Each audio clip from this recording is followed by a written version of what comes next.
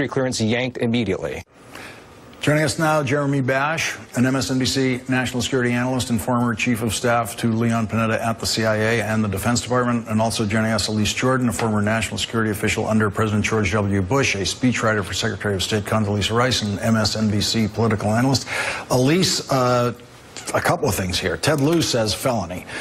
Some of the other members, Democratic members of the House, say at least revoke the security clearance. What do we have here?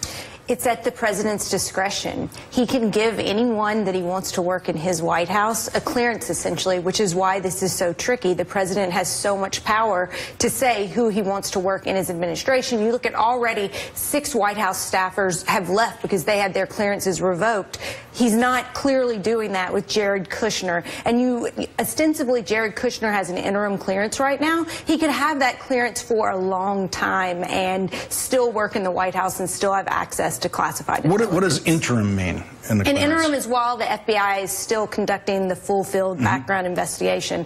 And so as of the most recent press reports, my understanding is that Mr. Kushner has an interim clearance. So that would mean that he has access to the West Wing, he has access to intelligence, but he doesn't have the final clearance. Jeremy, given everything that's been revealed about Jared Kushner in the last couple of months, would it not be reasonable to say this security clearance has to be suspended, it has to be, what we've already done has to be reviewed in some way, or I mean, can you possibly just ignore all this public information that's come out? Well, here's the way I analyze it, Lawrence. Let's say his name was Jared Smith, not Jared Kushner, and he was just any old intelligence officer working at, say, my old organization, CIA. If he collected intelligence by the Russian officials saying, hey, Jared Smith has come to us and said he wants to set up a secret channel, immediately the counterintelligence and security professionals at the agency would ask several questions. First, was this authorized by his boss? Second is, did he try to conceal it from others? And third, did he disclose any classified information? And if they got any troubling answers to those questions, they would bring in the FBI and they would launch a full counterintelligence investigation. Now, they may revoke his clearance during the pendency of the investigation, or they may not. They may not want to tip him off. It depends. Here, in this case, we have a counterintelligence investigation. It's being led by Bob Mueller. And so I suspect that this will be a line of inquiry by the Mueller team about what that back channel specifically was. And just in case anyone was concerned, this conduct was before January 20th, so it would not be covered by executive privilege, meaning Jared Kushner would have to explain to investigators precisely what he did and how.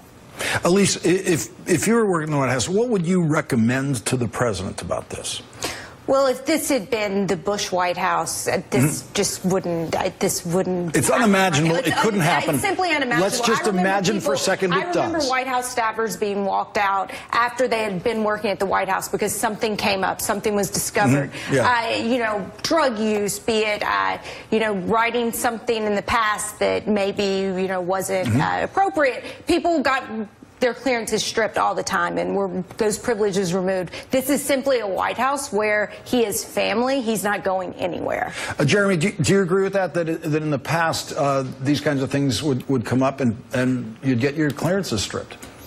I think that's right, and Elise is certainly correct that it is up to the president and his discretion alone. This is really a power that the president under his Article 2 authority, which is to define what is classified as part of his commander-in-chief powers. However, I have to add that there is a professional cadre of career national security officials who do these background investigations and who adjudicate the clearances, and we want them really to have as much say as possible. We do not want clearances to become a political football. I can recall during the Obama administration, Republicans on the Hill tried that. That was counterproductive. Jeremy Bash and Elise Jordan, thank you both for joining us tonight. Really appreciate it.